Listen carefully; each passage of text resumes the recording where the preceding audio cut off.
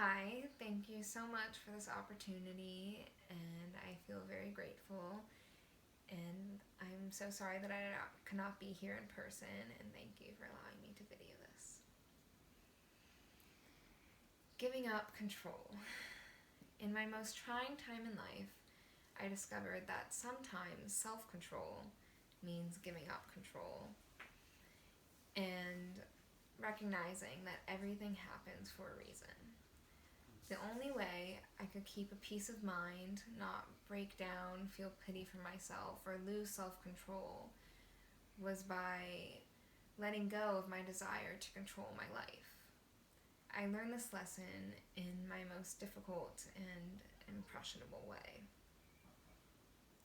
It was 11 p.m. on a clear night last August.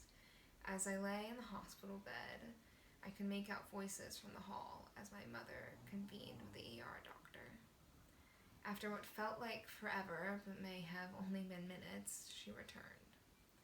In a low voice, she said to me, "Sweetie, they found something in your leg. They're not sure what it is, so we're going by helicopter to Miami's Children's Hospital." It may have been the morphine, or perhaps I was trying to evade reality, but as I floated across a sea of blinking lights at 10,000 feet high, I felt strangely excited and convinced that I was going to be okay. Throughout the next 18 rounds of chemotherapy and an operation where they replaced 8 inches of my femur with a cadaver bone, normality began to slip away. I lost all control over my life. 4 months previously, I had earned my driver's license and a newfound freedom, but now I seemed to de-age to nearly an infant. I could no longer enter crowds without a face mask, spend time with my dog, or even walk. Constrained to a wheelchair, I needed help with simple tasks, such as getting a glass of water or brushing my teeth. Such loss of control was frustrating. But the most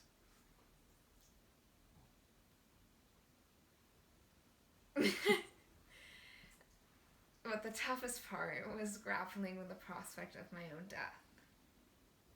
There was the constant fear that the cancer would spread to my lungs, and being neutropenic, my immune system was lacking proper function. My white blood cell counts would often drop to 0, leaving me in the hospital longer than I expected and threatening to delay my treatment program. As the days in the hospital multiplied at end, at times I felt utterly defeated.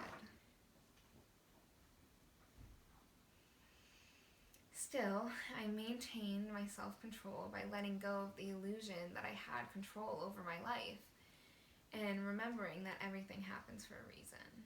Whenever I had doubts, I would remember this and remember that somehow this struggle would teach me something valuable. I understood that even though I cannot control my life, I can choose how I react to it. Through physical and emotional adversity, I challenged myself to see my reality as an opportunity for growth. In my most trying times, my mother reminded me of a Wayne Dyer quotation: "Have a mind that is open to everything and attached to nothing." Now, when something does not go as planned, I do not try to control it. I have realized that everything happens for a reason, and the universe will align. I had to give up any attachment to how I thought things would go and be okay with how they are.